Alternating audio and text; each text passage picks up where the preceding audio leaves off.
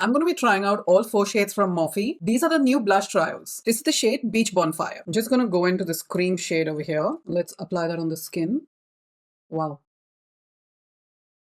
I actually didn't expect this one to show up at all. It has got pigment, but it's not overpowering. And these are 31 AUD. Changing my brush, I'm going into the powder. And now let's just go and set that in place.